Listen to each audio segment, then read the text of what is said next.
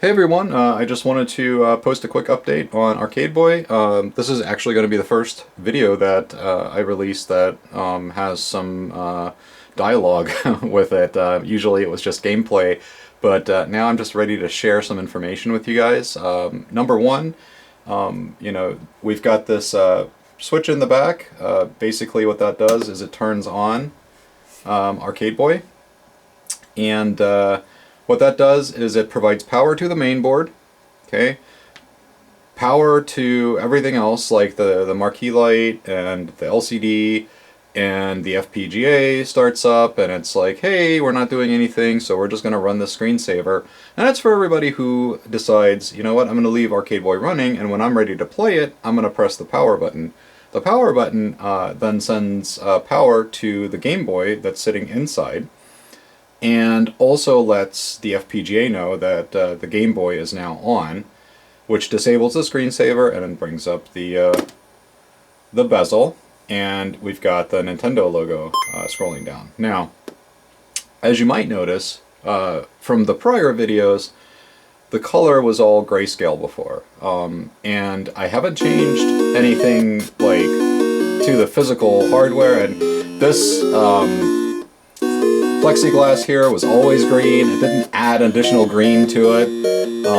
So what I did do is I added a menu, and you can bring that up by hitting select. And here you can change the colors. So now we're back to grayscale. We've got some other color choices here. Orange is pretty neat. And what my plan is long term to do with this is to not just allow you to change the color palettes in the system, but also to go into other settings, which I haven't added yet. We'll do this soon though. And what'll happen there is you'll be able to make some other selections, such as the bezel, right? Right now it's a bezel that is rounded on the corners. Some of you don't like the rounded corners, so I figured why not throw in another bezel graphic that takes up the entire screen and gets rid of the rounded corners. So that'll be in settings. You'll be able to change the bezel type. So rounded corner bezel or full screen bezel. Another thing that might be in settings is to disable or enable the screensaver. Right now, if we exit the menu, pressing select, it'll actually start the screensaver if the Game Boy is off, right? So right now it's getting a Game Boy signal. It'd be weird if the screensaver just started and the Game Boy was running, right? So we turn the Game Boy off, lets the FPGA know, hey, Game Boy's off, let's start a countdown, we're waiting, 3 seconds, screensaver starts. So the screensaver right now, we've got the ArcadeBoy logo kind of bouncing around the screen, and that just helps to prevent screen burn for those of you who want to just, leave your ArcadeBoy on display and just leave it running. So from here, you can still bring up the menu even with the Game Boy off. You just hit select, and it brings back this screen, and you'll be able to, like I said, do things like disable the screensaver entirely if you don't want it running. And then I might also include some other graphics for the screensaver to show, other types of screensavers. And then, whatever else I think might be appropriate to put into the settings. I've got a couple of ideas, not ready to share those quite yet. But I'm also working on a couple other things, mainly a revision to the board that allows me to utilize the microcontroller that I have on the board that I'm currently using to allow DFU mode for firmware updates via the USB-C port. Since I already have the USB-C port on there and I'm already using a microcontroller for DFU mode, I figured I could also use that same microcontroller to offer a UVC out, so a capture device going to the computer so that you can capture gameplay while you're playing on the Game Boy.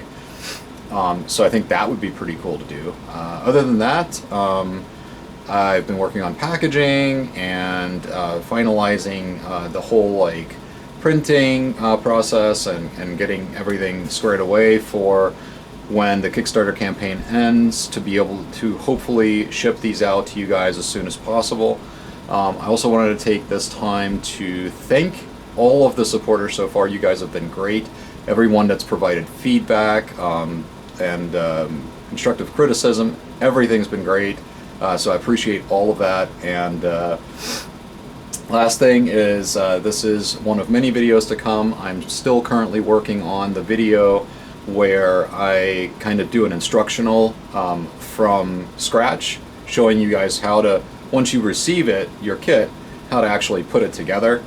And that'll be probably broken up into several videos. I'll do an unboxing, and then I'll do a build video, and then I'll do like you know, walking through the settings and that kind of thing. So anyways, let me know what you guys think in the comments, and let me know if there's anything that you'd like to see on this. If I think it's cool and doable, I will definitely do it. And don't worry if things happen after you've already purchased your ArcadeBoy.